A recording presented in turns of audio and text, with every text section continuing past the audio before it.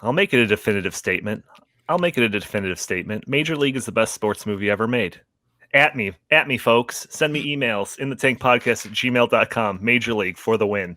Yes, this is episode 245 of the In the Tank podcast. We're going to talk about Section 230, Twitter, Facebook. Are they censoring conservatives? And and kind of the recent developments. So that's what we're going to be talking about in episode 245. As always, I'm your host, Donald Kendall. Joining me today, I've got Justin Haskins, Editorial Director at the Heartland Institute. How are you, sir? I'm doing well, Donald. I'm doing very, very well. Better than Minneapolis. I'll tell you that for sure. Gotcha. Very okay. Isaac Orr, policy fellow at the Center of the American Experiment. You are kind of local. You're what? How close are you to the ground zero there? A Walgreens a few blocks away got looted from my house. But gosh. Like ground zero is across town. It's like 25 blocks. So I think that my part of town will get. The worst that's going to happen is like stuff's going to get robbed. I don't think that they're going to burn stuff, but could be wrong. Good luck to you, sir. Also joining us, Jim Lakely, VP, Director of Communications, something to do with the newspaper as well. Man of many hats. How are you, good sir? I'm doing good. We have entered phase 3 here in Illinois today, so I will have to check websites to see what freedoms Commissar Pritzker has allowed me to have this week. I'm looking forward to that very, very big, great news. Yeah, phase 3 is actually phase 1 in most other states, but they just said it was 3 just so it seems like we're making progress, when in fact we are the most trailing state in the country. So like I said, we're going to be talking about kind of Trump's executive order, Section 230, free speech on the internet, Facebook, Twitter, all of those things. Before we get any of that, Isaac said he was going to rake us over the coals for our supposed praise of Elon Musk last week. Isaac? Oh, man. Like, yours was like whatever, Donnie, but Jim's was straight up bootlicking. And boy, oh boy, did that make me mad. Like, Jim, how the heck? I almost cursed there. That's how mad I am right now. How the heck do you know what Elon Musk thinks about personal liberty? You don't know anything about the guy. You literally listened to an interview with Joe Rogan that you fell asleep during, and you're using that as some sort of basis to say, oh, well, you know, Elon Musk really likes free markets and like, oh, he's just a voice for sanity at Silicon Valley. Like, what's wrong with you, man? Like, all Elon Musk does is he's a PR stuntman. That's all he does. Anytime that he's got a problem with the factory, what's he do? He just latches onto some national controversy and basically tries to just deflect attention away from the fact that he sucks at running his business. Like, let's look at the Tesla Roadster. Oh, okay, well, we can't make enough of these at our factory and we're hemorrhaging money. Let's launch one into space. Oh, cool. There's a bunch of kids trapped in a cave in Thailand. Oh, okay. Well, let's engineer a robot and then call the guy that actually went in and saved them a pedophile on Twitter. Like, what's wrong with you? Like, how many times does this guy need to just be a total scam artist before you're going to be like, oh, okay, well, maybe he's just not a trustworthy person. Like, that's all this is. That's every bit of this. Like, oh, well, I'm going to build a Hyperloop. I got this boring company. No, this guy's a total scam artist. So if you believe him, give me your social security number and your bank account numbers, Jim, if there's anything left in them, frankly. Jim lost all of his money investing in the newest Tesla model. I know it. All right. Are you through? Are you good? Can we get back on the topic here? Gosh, let me look at my list because I was not happy. No, we're good. Thank you. All right. All right.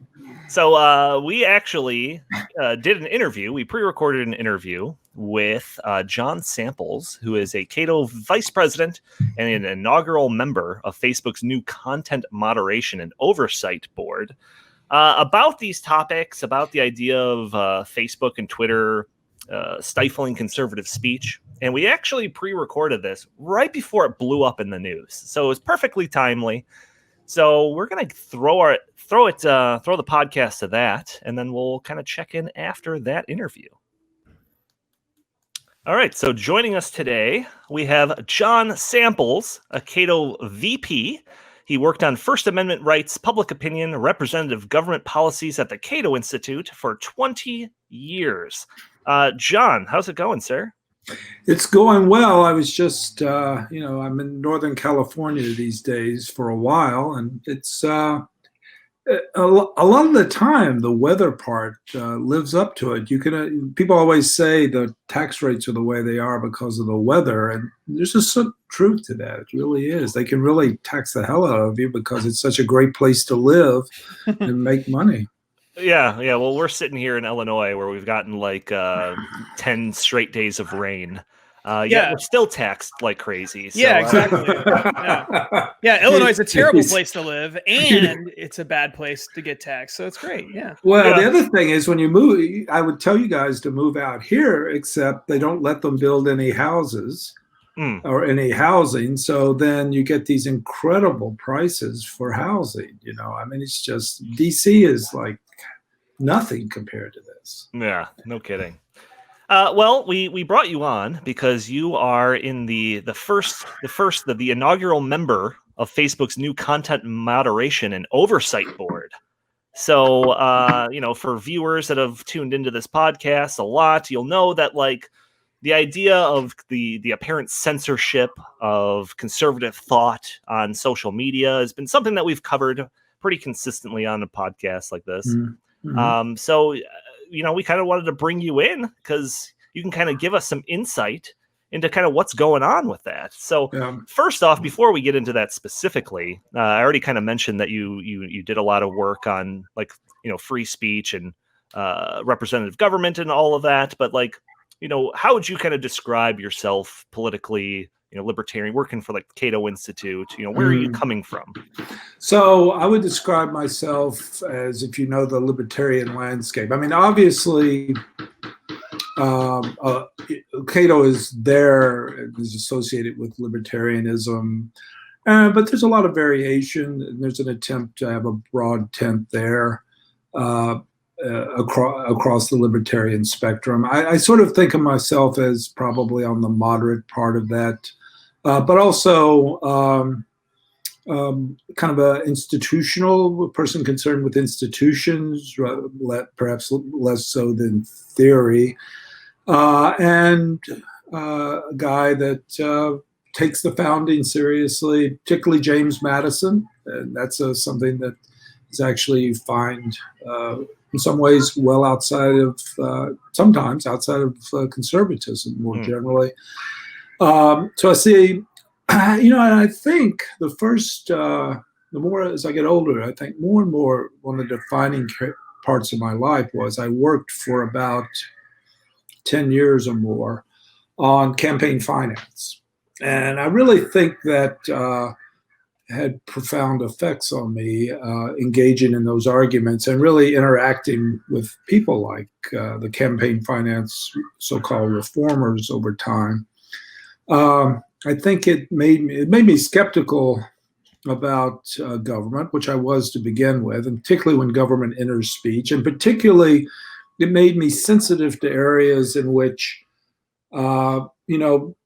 it's kind of hard for people in the United States just to come out and say, look, we don't like what you're doing. We're going to suppress it.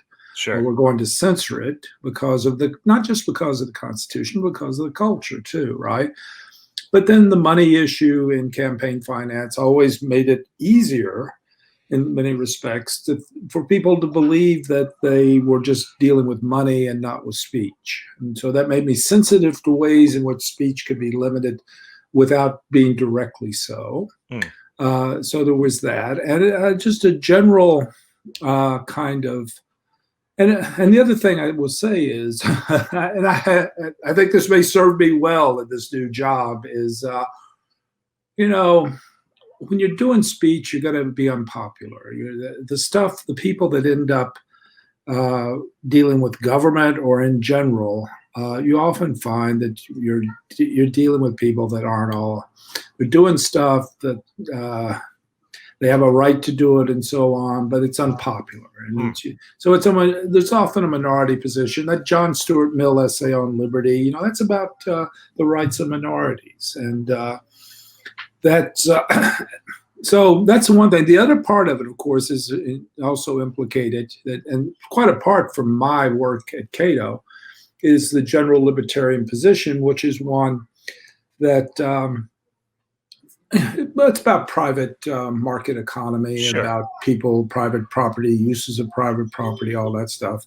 And the interesting thing about all this content moderation stuff is that it brings those two together, the private property part and the speech part. Now, let me just say one more thing before I shut up finally, is I'm not going to do any content moderation out here. They have a bunch of people that do that. What I'm going to do with maybe anywhere from 19 to 39 other people is I'm going to hear appeals from what Facebook actually does with regard to content moderation. So I view, people have all sorts of theories about, and a fair amount of skepticism and one thing and another about both Facebook and about the oversight board. But clearly to me, my job came about with the oversight board came about because Facebook wants to get over to people and wants people to see that kind of content moderation as ultimately as legitimate or plausible. Right. Well, I want to ask you, like, because these stories have kind of been making headlines. It's been like a thing in the news for, I don't know, years at this point. I can't really tell anymore with this coronavirus timeline. But like when these like stories of censorship started kind of making these headlines, and the accusations of Facebook or Twitter shadow banning people, or even kind of the more extreme of depersoning people for wrongthink. Kind of what were your like thoughts on this when these headlines started to kind of make their presence? So this is, to understand me, you have to, this is where I think, oddly enough, the campaign finance stuff comes in, because I've been thinking about this. So in campaign finance, as you may know, there's a long history of arguments that certain kinds of spending need to be controlled by the government in various ways, or even prohibited. And because it causes corruption or a host of ills, right? Now, here's my point about the connection. I always thought you needed a lot of evidence for that, right? To try to, and it had to be pretty secure about coming up with conclusions. And I thought that was a position I took and needed to take more generally about policymaking, particularly when the government's involved. And so my general idea is I want pretty systematic evidence about a claim like political bias, but that also interacts with the idea that companies have a wide range that comes from not just the Cato Institute or libertarianism, but from the Supreme Court, that companies have a wide range of abilities to police their platforms. And indeed, you guys did that today by having me on. You could have had someone else on. I don't have a right to this platform, and so on. So my general thought is, I am skeptical. However, I'm open to hearing. And I have to say, the one thing is a lot of people disagree. That a lot of people I respect, and I respect their views, disagree with me and aren't all that skeptical about these bias issues. You have to look at this oversight board in the following way. If you really wanted to, it seems to me, if you wanted to, you were committing a big political project and you had bias, when you set up the oversight board, you'd really try to get people that were on board for that, right? And so if you look at the conservative libertarians on this board, you see me and Michael McConnell. And why do that? Why put us on there? Because we're actually, in different ways, in different parts of the conservative movement, we're not going to be up for that. And then why, even the people that people have a lot of concerns about, like Pam Karlan, is a strong supporter. There is, one of the things I rue and really don't like about the development of American political culture is liberals who used to, when I was young, they had a bunch of stuff I didn't agree with, but they also were pretty strong on freedom of speech, and then they stopped being less so. But from what I can tell, Pam Karlan, despite everything I disagree with her about, has everything I hear about her is she's really strong on that. And guess what? She's also a person who is well known out here for nurturing and being very supportive of conservative law students, right? So you're trying, the force of circumstances, I think, and the concern to actually convince people that they're acting in good faith has led Facebook to set up this independent group, and they just to create it in such a way that you can at least give it a chance. I'm not asking you to say you're right. It's gonna be great. I'm saying give it a chance. Well, so take us through the process a little bit here. So this is the Oversight Board LLC. Facebook's new oversight board is charged with hearing appeals of content moderation decisions made by Facebook and Instagram. So let's say that the Heartland Institute puts out some video talking about, the climate change or whatever. Facebook takes it down because they think it's against their community standards. We appeal it. And then it goes to your organization to kind of judge on this? How does this work? Yeah, there's sometimes, I've heard cases of, in this particular issue, where something was taken down, it was appealed, and then was put up again the next day. So there is an internal appeals process, right, where that sort of thing. In other words, it could be taken down. And then a fact checker, they would send it to, but it was sent to a fact checker because there's always people. Look, we're all very aware that research on content moderation, or the research is shown in some ways. One of the famous things about it was people, you depend on people to report stuff as violating community standards. And then they started doing research on it.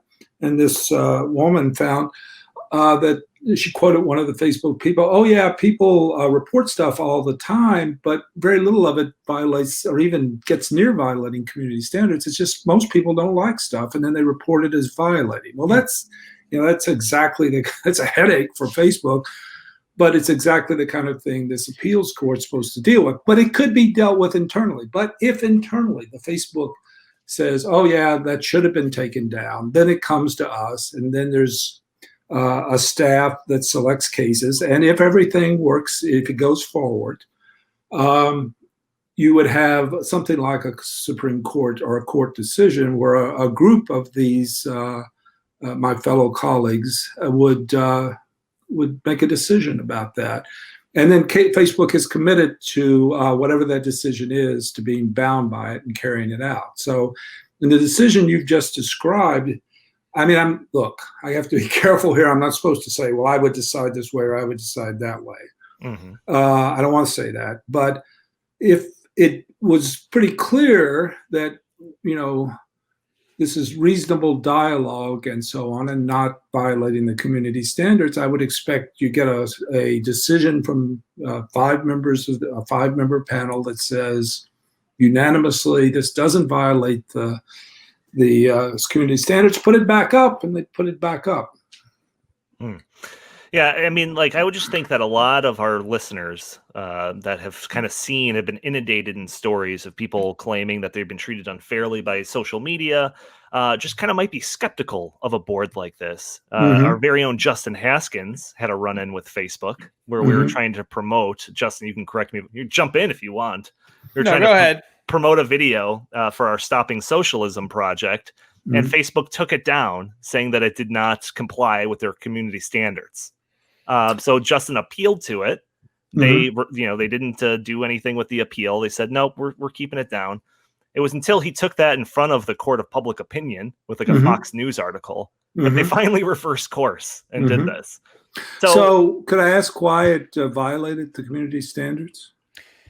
So what's interesting about it is they wouldn't tell me. I appealed it 5 times at least. And every time the response that I got was that it violated, it was a very broad sort of generic, same line every single time, violated some standard. They didn't take the video down. what they did was they banned me from it was an advertisement for a speech that we had done at a conference, and they had banned me from ever advertising again. And then after appealing it for 2 months, multiple times, every time getting the same answer, the final time I received a more specific response. It said that it was a misleading advertisement. And then they directed me to a policy that, highlighted a bunch of examples that included things like fat pills and stuff like that.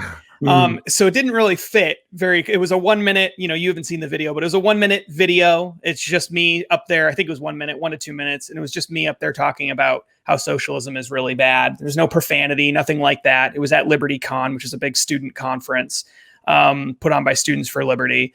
There was nothing in it that was even remotely questionable. And at the end of the day, they admitted that it was wrong after the Washington Times ran a story about it, and I published an article in Fox News, and they said it was a mistake. And I just don't know how you can appeal something 5 times and it be a mistake at the end of the day. So there's several things here. You can see why you end up with something other than the process you have. So part of the big picture here is, I think I would say, is that the status quo is not working for Facebook, or in general, there's a problem there. And you can see why you're dissatisfied with this. And the process itself was, you ultimately won the appeal in a sense, but as you say, you won it in the court of public opinion. Now, okay, but not everyone has access to that and so on. So there's a problem. People aren't satisfied with what they got.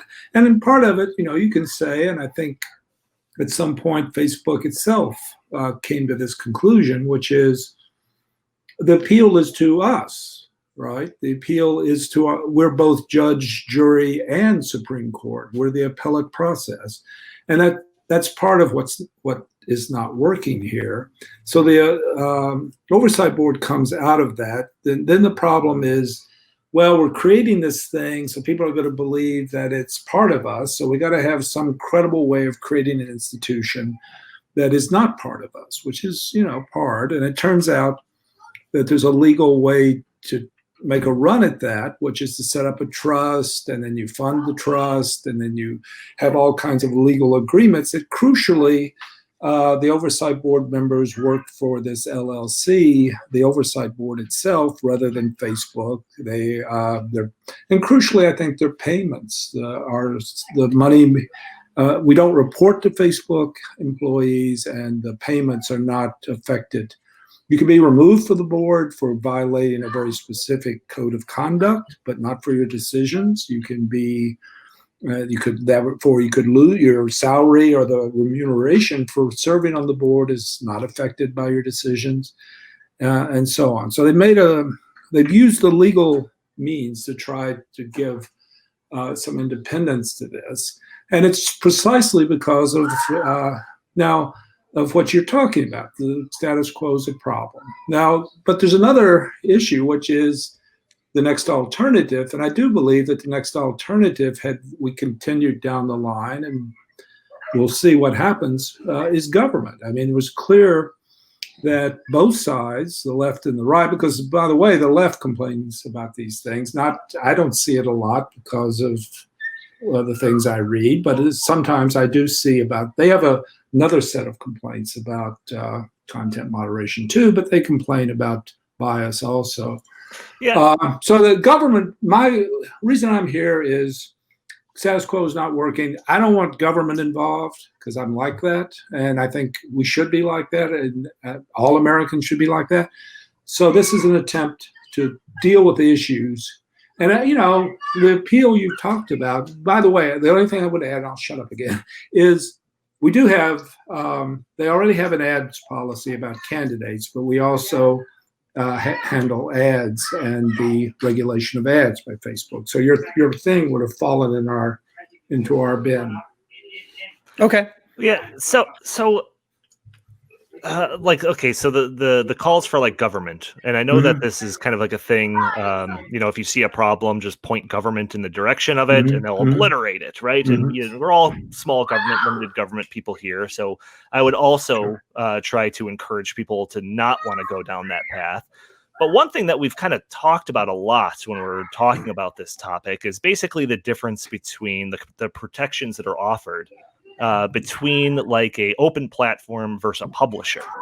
So it seems like there's almost a contradiction going on here with social media like Facebook that claims to be an open platform, which basically allows, whatever people to post whatever they want. And they get the protections of that where they're not liable for the things that are said on there. But then on the other hand, they're operating as a publisher and being able to choose what or what doesn't get posted on their website. So do you see a contradiction in that? And maybe like an unwinding of that contradiction might be a solution in there that doesn't involve getting government involved, more out of the way. So in my opinion, the issue is complicated by the fact that the Oversight Board is a new institution, but that's because social media is a new institution. It can look like a publisher, but it isn't. Then there's the question of the open platform, right? Which is, and more often I think we're talking about a public forum, right? When a sidewalk or whatever that has First Amendment protections. Here's why it's not a publisher. If you think about, Cato Institute's a publisher, Heartland's a publisher, and but Facebook is exempted from mostly defamation law, but tort law by Section 230 Federal Code. So what is a publisher? Well, publishers do things that they text or videos or whatever that they put out for the public, right? They edit them in various ways. And because they have control over these publications, videos, text, the Cato Institute, we go through those damn PAs to make sure they're credible, but also to make sure that the books and stuff don't defame people, because we're responsible for that. But we have control over that. Now, when you think about Facebook, it's a different situation. People still enter the platform, and that's the openness. And to be fair, Facebook ran against gatekeeping, right? Twitter ran against gatekeeping 10 years ago, where the free speech wing of the Free Speech Party, you have access to this. So you enter the platform and you don't get checked at the door. Whereas if I'm going to publish something at Cato, before it appears on the Cato platform or as a Cato book or in public, you get checked at the door. You get checked pretty carefully. And I know Heartland's like this too, because we know about the defamation laws, right? Or whatever. With Facebook, that really only happens afterwards, and it happens because of community standards. And if it were any other way, then if Facebook were checking people at the door, as it were, as they entered the platform, they would be subject to, say, tort law. Let's just talk about libel, defamation. They would want to make sure that there was nothing, just for reasons of litigation and cost of litigation and so on. They would want to make sure there is nothing that's possibly going to cause a problem, so they would start shutting down more speech than they needed to. Or the alternative is everyone would come in. I mean, there is another element to this that is the private part of it, which is it turns out that if everyone comes in and says everything that they want to, I mean, some of it would be illegal, and that wouldn't under any circumstances, that's not going to work. But some of it would be legal under the First Amendment, but would cause grievous harm to the business, by which I mean this. If you think about the Facebook business model, they've got to attract, and others, to have revenue, they've got to attract people to come to the platform, and then they use the data about them to make advertisements work better and put better advertisements or more accurate advertisements in front of them. So if you let everyone in, and you don't, this is my interpretation of this, by the way, there may be other ones actually, but I have a business interpretation, which is if you don't have community standards, you don't do content moderation, you're actually not maximizing the value for your shareholders, because you could have more people on the platform, but they've been driven away by some of the things that are said and turn up in the news feed. So content moderation is part of the business proposition. And then the question becomes, how can it be done in a way that's consistent with maximizing shareholder value, but also, I think that requires a sense of fairness, that people aren't, this thing is not, you're not on a jihad to get people, but there are limits because it's a business, right? So that's my explanation. But it's also, you see, it's both a open platform and it has elements of a publisher, but it's not a publisher because it can't control everything that's said on the platform. Yeah, I mean, I'll let Jim jump in here, but I'm not entirely sure that like I would buy that, just because like on Facebook and social media generally you get to control what you see. So if there's someone spouting hate or whatever, you just block them or just not friend them in the first place, or subscribe to them if it's a YouTube channel or any of those various things. But Jim, do you want to jump in at all, or? Yeah, John. I mean, Heartland too. We're part of the Free Speech Alliance that's led by the Media Research Center, and so we've been watching this topic quite a bit. We're almost out of time with you, but I just wanted to ask you a little bit about the ideological makeup of the advisory board that you are on. I mean, it seems to me that anybody that's not on the left it seems, based on the number of people that are on there, are kind of like tokens, that this is a bit of window dressing so that conservatives who have been complaining justifiably about bias against mainstream conservative communication on Facebook being throttled, being taken down, and then we got to appeal, like Justin just said, 5 times over several months. He had to appeal for something that was absolutely and completely not controversial and completely mainstream thought. He was basically harassed for that. And it just seems that the people in the Free Speech Alliance, with the Media Research Center and the Heartland Institute and scores of other organizations, is that all of the mistakes, I say all, you should never say all and always and never and all of that, but let's just grant me this one. All of the mistakes always happen in one direction. The Antifa group, the Rose City Antifa group in Portland, they kept their Facebook page was used to organize protests that again and again turned violent, with them, attacking cars of just people passing by because they dared to interrupt by accident their protest against fascism, which is crazy. You have several George Soros employees and people that work for organizations that he funds that are on this thing. You have a former editor of The Guardian, which is a Marxist publication, overtly and proudly Marxist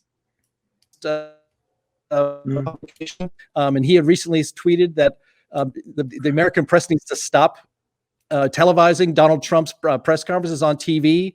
The people from International have said very negative things about Donald Trump, that he needs to go. It's kind of, there's a long list of people that are extreme on the left, that are not in the mainstream of American conversations, at least for regular people, that are on this board. But like you said, there's yourself from the Cato Institute, which is a fantastic libertarian organization, and there's a few others. And so I think a lot of conservatives and listeners to this podcast are like, well, it's great that Facebook has now an advisory board to kind of deal with these things, separate from really all the leftists who have been moderating content at Facebook for this entire time, because all of the mistakes, all of the throttling of communication seems to only go against people on the right. So what do you recognize that? Do you see that in Facebook? That's a crucial point. So that's crucial. Thanks very much. So by what I mean by crucial is this. When I go around out here and I talk, that is Northern California, and I talk to groups of content moderators, I don't try to figure out what they are or what their political views are, but I always try to get them to see the world through other people's eyes. And I do it in the following way. Look, things are the way they are, and you work, and I'm sure we're doing an objective job and so on. But I would ask you to think about this alternative to these content moderators. I say, imagine that somehow somehow the content moderation at Facebook or at your company was done solely and completely by the staff of the Heritage Foundation. Mm-hmm. Imagine that. And then we don't know how that happens, but imagine that it does happen. And they, of course, when you complain about it, whatever's done, or they would say, well, we have this process and it's objective and so on and so forth. Would you believe them? Would you believe them at that point that everything, and what I'm trying to get across to people is not the facts or whatever, we'll fight about those, is that when you're doing this kind of thing, you have to understand that maybe way you see how you're doing your job is not the way other people see it. And that you've got to take into consideration that. And what if so what they see there in you is that what you would see in the Heritage Foundation staffers doing content moderation, which, by the way, I'm sure would be very objective and be completely done in order. I'm not saying anything about heritage here. I'm just trying to get people to look at things differently. My point being, do I believe that people have reasons for concern? Yes. Do I think the oversight board exists for that reason? I think it does exist for that reason. Yes. And I'm not saying that I guess I would say that just conservatives, because left-wingers complain about this too. Maybe they're just making it up, but they complain about these things. So here's where the rubber meets the road. For me, and I can't speak for Michael, but for me at least, going into this, I feel that if I go to these people on this board it's crucial that there be a distinction between people who have leaned to the left one way or the other, and yet can support civil liberties for people they really don't disagree with. Really disagree with. Now, as I said, that used to be a liberal norm some years ago. And now we know that there's two kinds of people on the left. Those who are sort of big government on economic issues and on free speech, right? Right. But I'm assuming that the people I'm working with here are of that older liberal tradition. I'm told by good people that are on the right that, she's an exception, or they did this or that. So when I go to them or when we're deliberating about this, I'm assuming they're going to be able to say, yeah, I don't believe anything these people believe, but, this does not violate the rules here and it shouldn't have been taken down. If that's not true, it's going to be, to put it mildly, you guys aren't going to believe it. A lot of people on the right aren't going to believe it, or whoever feels that way, if it's on the left too, and the board will not have achieved its legitimacy. That's all I can say. And going into it, I have to say, we all have our doubts about each other. We have our doubts whether there's left-leaning people out there that still believe in the old-fashioned story about civil liberties and civil and free speech. But I'm going in thinking that there are people. They will respond to those kinds of appeals, and they will. Well, John, I hope we can have you back when you have some experience on the board, Okay. because you said there's two different kinds of people on the left. Those who believe in big government, but to me, I think in today's America, let's not even talk about internationally. There's really only one value on the left. And there are some liberals, classical liberals like your Alan Dershowitz, but that number of people has really shrunk over the last decade or so. The people that you're going to be on this board with, I think you're going to find, are on the hard left, and they do not value free speech. They only value the speech that they like. Mm-hmm. And you talked about like the Heritage Foundation. The difference would be people on the right do value free speech. They will protect speech that they don't agree with. The left has all of the power in Silicon Valley, and they're abusing it by stifling the speech of anybody who's not also on the left. And that's what I think is what the real issue is here, and why the advisory board, if it's going to do its job, has to fight, frankly, the left that has created this mindset in our public sphere, in our public square these days, where anything they don't like is called hate speech and needs to be taken down or throttled, or you have to make a special appeal to even say these things. And it's because free speech is not a value to the left, not at all.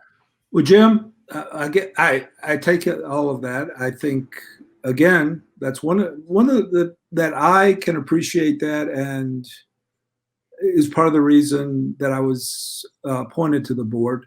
But you have to keep in, I guess what I will end where I started, which is I came up through the campaign finance wars, right? It's not going to be the case that I'm going to lack suspicion about the origins of speech suppression. It's just not the case. I've been up and down that road. And that's where I learned my political lessons. So I'm going to try, and we're going to see, and I'm going to start off with optimistic assumptions. And you're right. Maybe we'll find ourselves talking in a little bit. And I hope my hopes have been confirmed. Well, I definitely want to kind of follow up on this, maybe in a few months, to kind of see how this is going. And we have your contact information. Mm-hmm. The next time one of our videos is taken down and we have to appeal it, we're going straight to you. But Mr. John Samples, thank you for coming on with us. It was a pleasure, sir. Thank you for having me. And we'll see about this down the line, whether we meet up again in this very nice format here. All right. Fantastic. Thank you. Bye now. All right. So that was the interview, Mr. John Samples. Gentlemen, let's get your thoughts on this. Maybe we'll start with Jim. I think Jim might be the most heated about this. What were your thoughts about what Wait, why didn't you ask me what my thoughts were first? Because you were already heated about Elon like a little bit ago. So go to Jim. Yeah, I mean, John Samples, good guy. Cato Institute, fantastic organization. They stand up for liberty. They are, pretty hardcore libertarians. And I just got the sense from speaking with him that he was being a little naive, and I think I tried to push him on that a little bit. The idea that that there are a handful of people on the right that are on this review commission, that makes it in any way balanced. He was giving the benefit of the doubt to the leader of the commission. I should say, I'm sorry, of the board. We should call it the board, who is a dyed-in-the-wool hard leftist who hates Trump, has expressed it many times. And, I think the really important thing here is that truth and free speech is not a value to the left. And the left rules Silicon Valley. The left is going to rule this advisory board. This is to me, and no insult to John Samples. I know he's a sincere person and he's going to do what he can to uphold the values of free speech on Facebook. But I can't see this as anything other than window dressing, than as a way to keep the right quiet. See, look, hey, we got some of your guys on this board. Don't complain. We're not all lefties. It's tokenism. The problem with Silicon Valley, and this leads into the Section 230 executive order from President Trump that he issued about Twitter just this week. It was perfect to interview John Samples last week and then talk about it again this week. Is that the idea of free speech on the internet is dead, and that's because Silicon Valley is ruled by leftists who do not want free speech. They want Trump gone. All of these things that have been happening with speech restrictions and throttling of conservative speech on the web. Pretty much you can trace it exactly back to the election of Donald Trump. The left still cannot get over the fact that Hillary Clinton lost, that Donald Trump was elected by the people. And they think, and they said this, the people at Google said this, the people at Facebook have said this. They said that they really do think that if it's their fault that Trump was elected, they allowed people to communicate about Trump and rally for Trump online. And if they didn't allow that to happen, he wouldn't have won. That's what this all comes down to. And there's nothing that's really changed.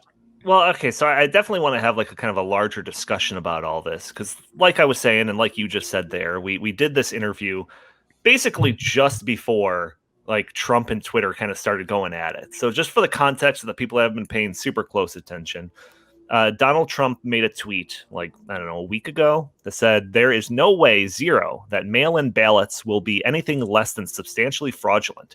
Mailboxes will be robbed, ballots will be forged, and even illegally printed out and fraudulently signed. The governor of California is sending ballots to millions of people.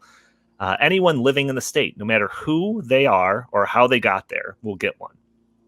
They will be followed up with professionals telling all of these people, many of whom have never even thought about voting before, how and for whom to vote. This will be a rigged election. No way." Okay. So then Twitter responded to this by labeling these tweets with a bolded blue and exclamation pointed link saying, "Get the facts about mail-in ballots." So you see Trump's tweet, there's that little exclamation mark, "Get the facts." If you click on that, it takes you to an excerpt from a CNN article titled, "Trump makes unsubstantiated claims that mail-in ballots will lead to voter fraud." And there's a couple of other things explaining why Trump's wrong, basically, in there. So, I mean, this can kind of lead to two separate discussions. So just briefly on the first one is like is Trump right? So, Justin, you made a few good points when we were kind of talking about this idea of the potential fraud that could be found in mail-in ballots. So let's address this first point before we jump into the larger topic here. Yeah, I mean, the idea that you're going to allow people to mail in, one of the most important decisions that they make as certainly the most important civic duty that they have, I think is obviously on its face a dangerous process to put into place. And the reason for that is I don't even have to actually make any arguments for why that's the case. We operate like this throughout the rest of society. We don't allow people to get driver's licenses by mailing in all of their information. In many places, there's a whole host of things that you can't do by just mailing things in. You have to actually go to offices in order to get all kinds of different information. Banking, there's all sorts of things that require that. So government services as well as private services. So why would we, if we're not allowing people to, get a driver's license without having to actually go to the DMV, or in many places, register a car for the first time, or a variety of different things, why would you allow people to vote without doing that? Right. That just seems to me like you're just asking for fraud. And that's the thing. I think the Democrats are asking for fraud. That's what I think they're doing. I think they're hoping for fraud. I mean, fraud benefits them. There's just no question about it. Fraud is bad for everyone. Okay, we don't want fraud in a free society. And I know that a lot of people in the Democratic Party, I'm not talking about the run-of-the-mill Democrats, but your Democrat politicians will pay lip service to the idea that they don't want election fraud. But let's be honest. I mean, it benefits them. Without question, it would benefit them. So that's why they want it so badly. The idea that this is about some sort of principle of we don't want people to get sick and all, that's just fact. It's just obviously not true.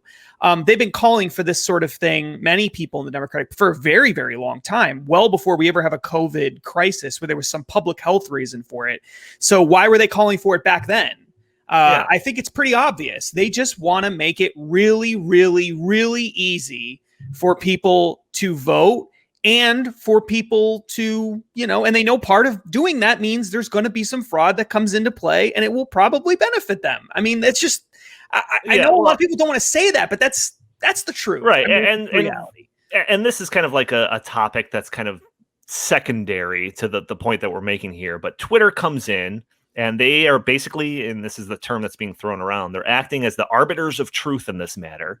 And they're deeming that this thing that Trump said is fake. So then they're going to put in some type of editorial note suggesting that what CNN has to say is reality, and that we shouldn't believe what Trump is saying here. So the real kind of question comes in, Jim, I'll throw it to you again. It's like, where does Twitter get off thinking that they're the arbiters of truth here?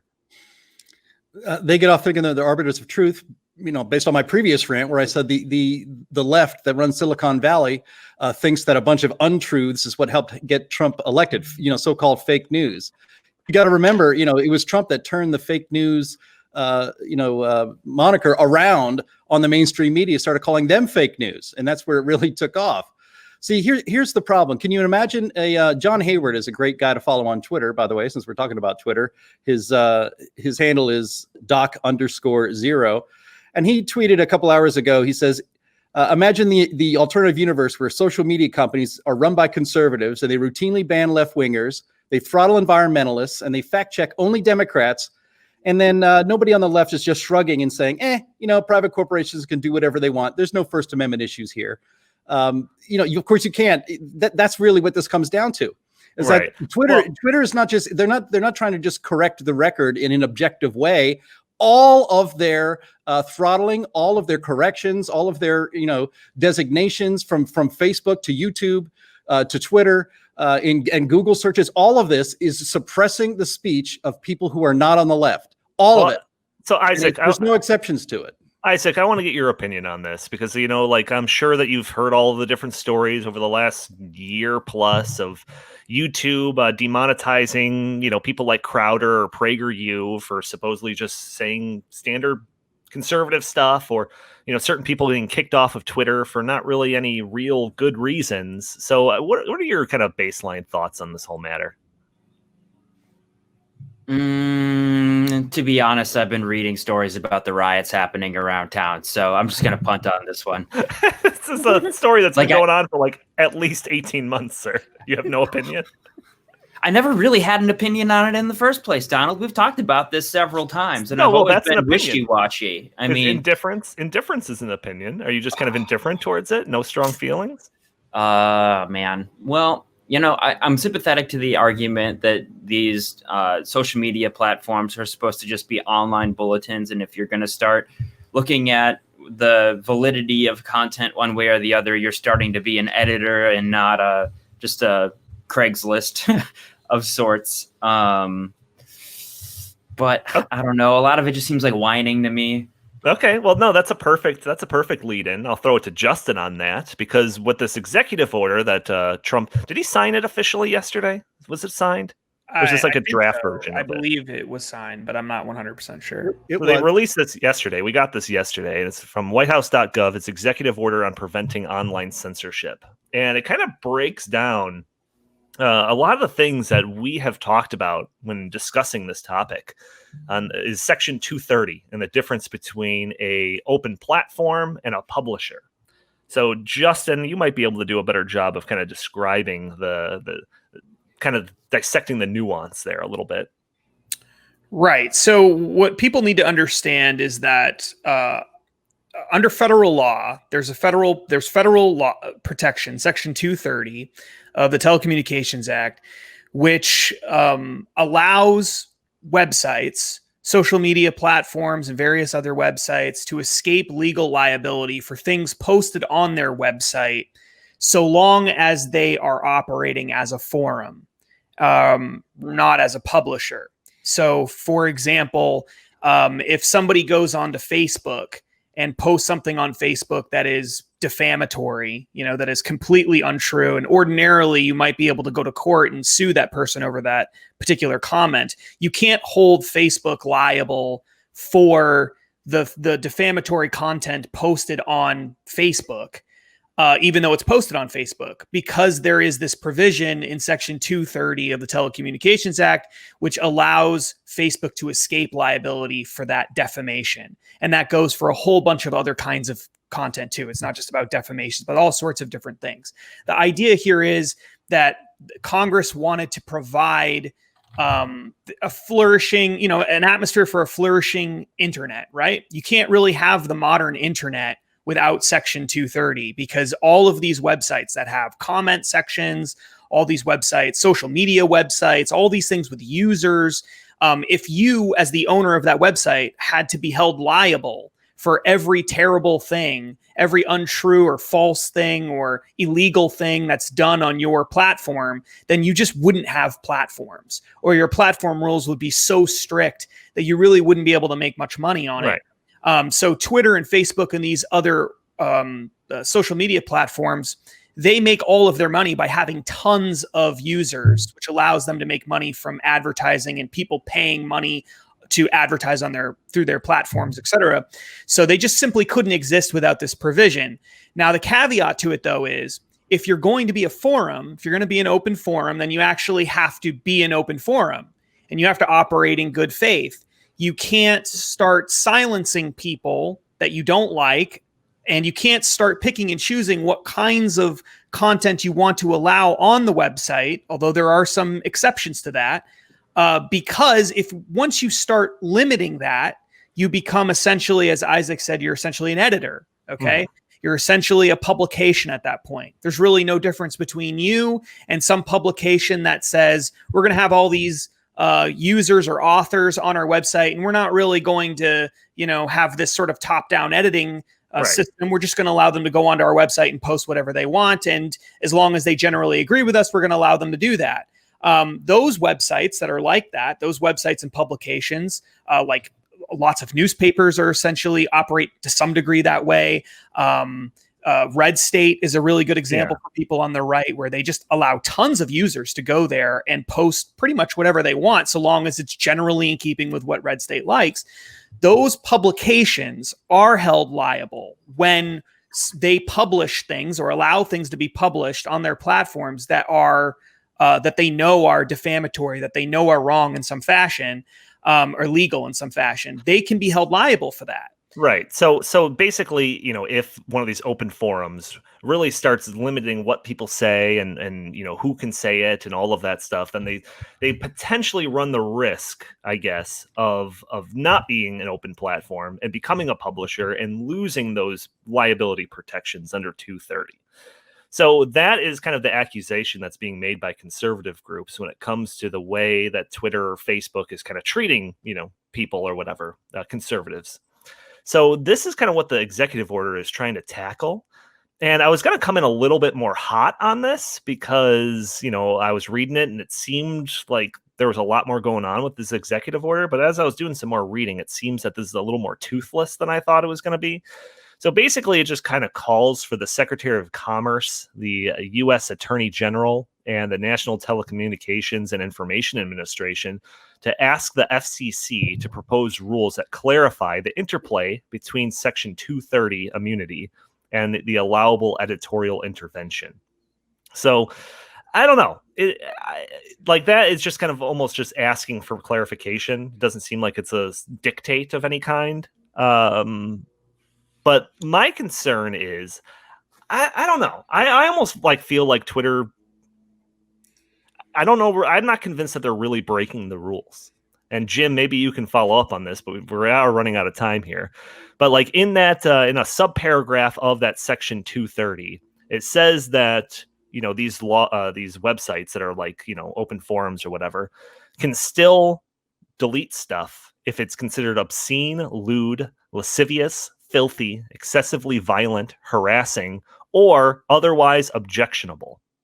So if Twitter finds some joke that Steven Crowder made otherwise unobjectionable or objectionable, can't they just delete it and still be fine under this subparagraph of Section 230? I suppose that's a pretty big loophole. But the problem here is that, as Justin alluded to earlier, Twitter's not operating in good faith.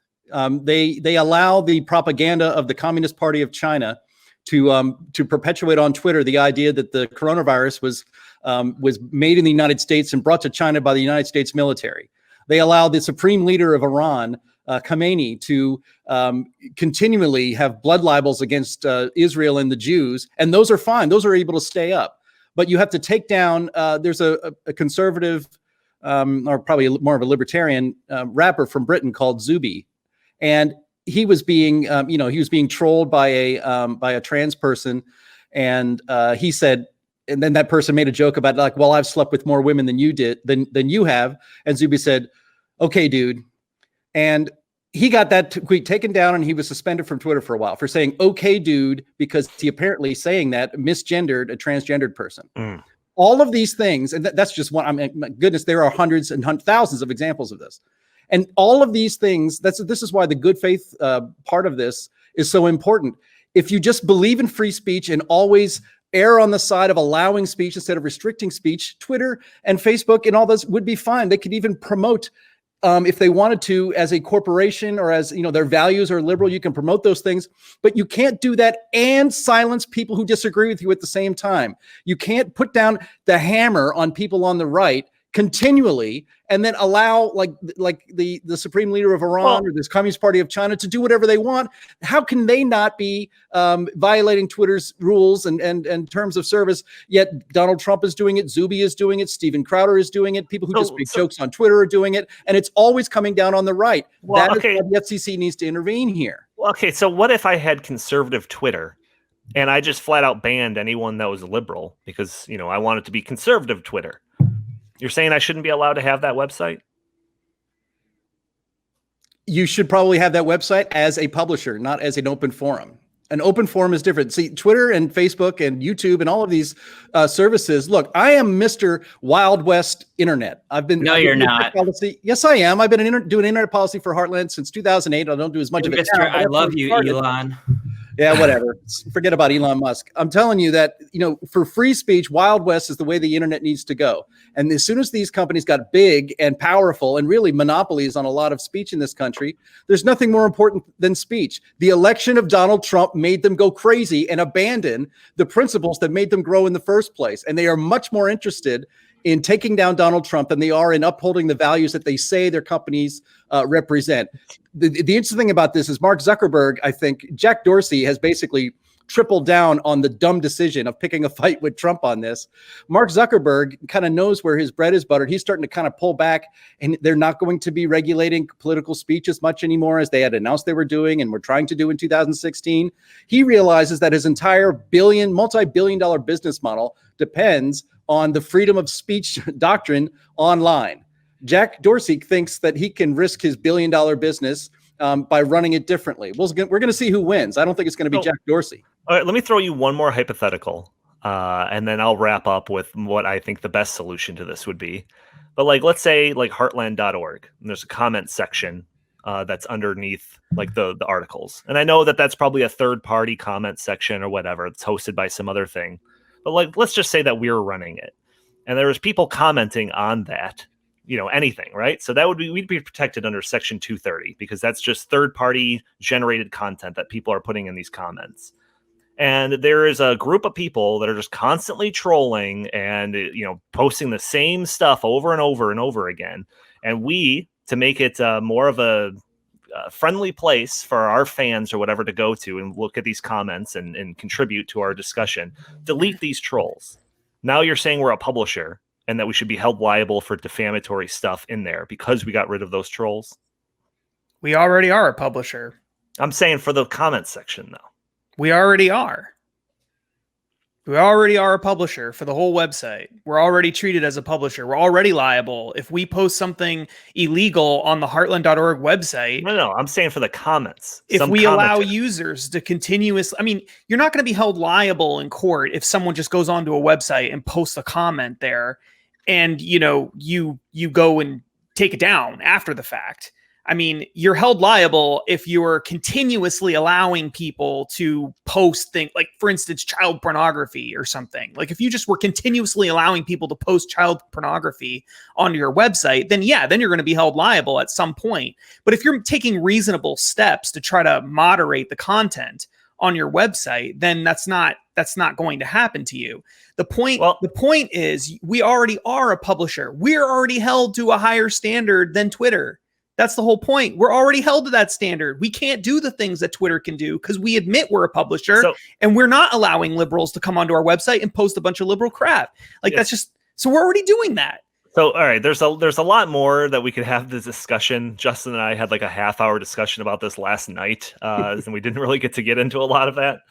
But maybe we'll have a discussion on this more elaborate in a future episode. Obviously, there's a lot of stuff going on here, so feel free to email us, get us your comments and questions by emailing us at inthetankpodcast@gmail.com. But I think the best solution for this, if Trump really wanted to hurt Twitter, he should just go to an alternative to Twitter. I'd follow him, and I'd probably never go on Twitter again. He's the only reason I go on Twitter. He could seriously bring tens of millions of people to some alternative. I don't know what the alternatives are. There's Telegram or something. I don't know. Parler, Gab, sure. And not only that, but it would force the media to give all of this publicity to that, to that alternative to Twitter. Every time he made a new Gab or a new Telegram or whatever. That's what he should do. That's totally the most free market possible thing. But yeah, we'll talk about this more, I'm sure, in the future. But we are out of time. So audience, thank you for tuning in. Nanny State Justin and Nanny State Jim. That's all I got to say. It's just me and Isaac on this little island of freedom over here. That's right. Email. The air is sweet, Donald. The air is sweet. That's right. Well, in your case, it smells like burning plastic. But yeah, so if you enjoyed our show, downwind. The prevailing winds are carrying that eastward toward Wisconsin. Join us every Friday for a new episode of In the Tank. If you like our show, please subscribe, rate, review for us on iTunes. You can find us on SoundCloud, Stitcher, Google Play, Spotify, YouTube. If you'd like, you can follow us on Twitter at In the Tank Pod. Like I said, comments, suggestions, questions, email us at inthetankpodcast@gmail.com. Justin, where can the fine people find you? At Justin T. Haskins on Facebook and Twitter. And Jim Lakely, fine people, where can they find you? At Jay Lakely on Twitter, at Heartland Inst on Twitter. Get to us before they shadow ban us. Isaac Orr, what do you have to say? Hey, everybody. How's it going? Welcome to the In the Tank Podcast, the show where we explore the work thank of you all for tanks listening. throughout the country. We'll talk to you next week.